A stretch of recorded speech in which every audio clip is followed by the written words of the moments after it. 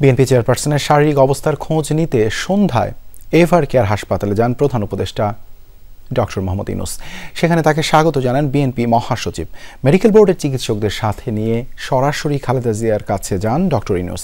এদিনও ever কেয়ারের সামনে ছিল নেতাকর্মীদের ভিড়, তবে এখনও খালেদা জিয়ার শারীরিক অবস্থা অপরিবর্তিত রয়েছে।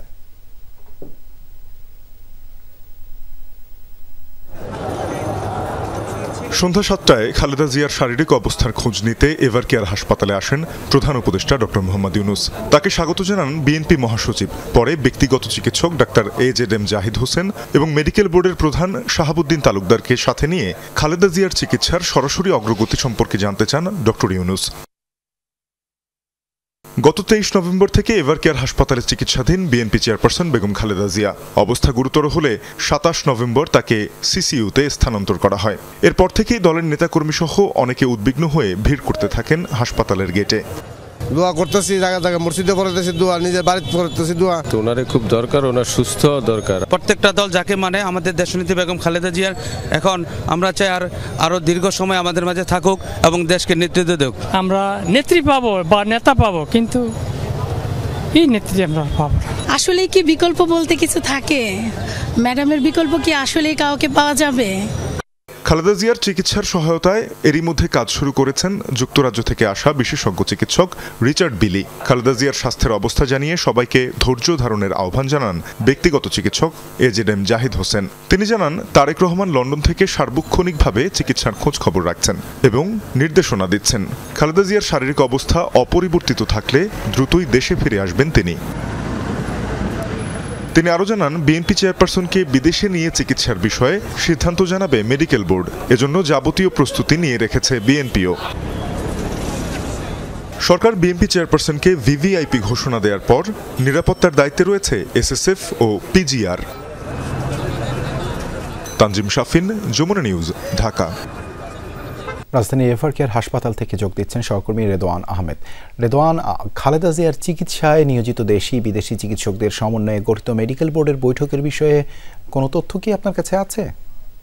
দেবাশিস, মূলত সন্ধ্যা ৭টার কিছুটা পর থেকেই কিন্তু প্রধান উপদেষ্টা চলে যাওয়ার পরে আমরা জানতে পেরেছি যে বিদেশি চিকিৎসকদের সমন্বয়ে ডাক্তার AZM জাহিদের নেতৃত্বে একটি বৈঠক হয়েছে এবং সেই বৈঠকের পর কিন্তু আসলে আনুষ্ঠানিকভাবে জানানোর কথা ছিল যে খালেদা জিয়ার এই মুহূর্তে কী অবস্থা। তবে এখন পর্যন্ত সেই বৈঠকটি শেষ হয়েছে কিনা কিংবা সেই বৈঠকের কী আপডেট সেটি কিন্তু আমরা এখনও জানতে পারিনি। সেই পর্যন্ত যতদূর জানা যায় যে এখন পর্যন্ত কিন্তু সেই বিষয়ে যেহেতু তারা বলেনি, তাই আমরা ধারণা করে নিচ্ছি যে এখন পর্যন্ত কিন্তু তার অপরিবর্তিত অবস্থায় রয়েছে। তার যে অবস্থা ছিল গত কয়েকদিন ধরে আমরা যেমনটি জানাচ্ছিলাম যে তার পরিস্থিতি অপরিবর্তিত, ঠিক তেমনটাই রয়েছে, সংকটাময় রয়েছে তার পরিস্থিতি। এবং প্রধান উপদেষ্টা যাওয়ার পরপরই কিন্তু তিনি আমাদের তার যে ভেরিফাইড ফেসবুক পেজ, সেই পেজটি থেকে যেমনটি জানানো হয়েছে দেশবাসীকে ধৈর্য ধারণ করার জন্য বলা হয়েছে, পাশাপাশি শারীরিক অবস্থা পর্যবেক্ষণ করে গেছেন তিনি। এবং প্রধান উপদেষ্টার বরাতে যেটি জানা যায় যে দেশ বিদেশের বিভিন্ন চিকিৎসক দল তারকে নিবিড় পর্যবেক্ষণে রেখেছেন, সেই অবস্থাগুলোই কিন্তু আমরা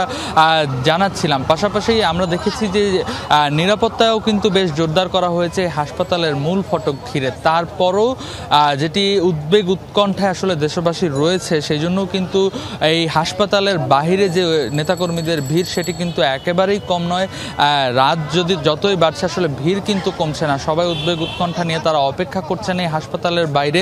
এবং যতবারই আসলে দল থেকে বলা হচ্ছে যে যেন কেউ আসলে হাসপাতালের বাইরে অপেক্ষা না করে, কিন্তু বরাবরই আমরা দেখতে পাচ্ছি যে বিভিন্ন ঢাকার সহ আশপাশের বিভিন্ন জায়গা থেকে এবং দূর দূরান্ত থেকে মানুষজন কিন্তু এখানে এসেছেন। তারা আসলে উদ্বিগ্ন, শেষ খবরটুকু জানতে চান যে এই মুহূর্তে আসলে কেমন আছেন। আশা করা যাচ্ছে যে কিছুক্ষণের মধ্যেই হয়তো ডাক্তার জাহিদ কিংবা বিএনপির স্থানীয় শীর্ষস্থানীয় নেতৃত্বের কেউ একজন এসে আসলে জানাবেন আজকে পর্যন্ত বেগম জিয়ার কী অবস্থা, তার শারীরিক অবস্থার হয়তো কোনো আপডেট তথ্য আসলে পাওয়া যাবে। এর আগ পর্যন্ত প্রধান উপদেষ্টা যখন গিয়েছিলেন 10:30 ঠিক 7:30টার পর, তারপরই কিন্তু তিনি যেটি জানিয়েছেন তার ভেরিফাইড ফেসবুক পেজে যে বেগম খালেদা জিয়ার আরোগ্য কামনায় তিনি দেশবাসীর কাছে দোয়া চেয়েছেন। পাশাপাশি তিনি যেটি বলেছেন যে দেশ বিদেশের চিকিৎসক দল যাদের আজকে আসার কথা ছিল তারা হয়তো ইতিমধ্যেই চলে এসেছেন এবং তারপরই কিন্তু তার যে বিশেষায়িত চিকিৎসা সেটি নিশ্চিত করতে কিন্তু সবাই তৎপর রয়েছেন, এমনটাই কিন্তু জানা গেছে। ধন্যবাদ রেদওয়ান যুক্ত হবার জন্য।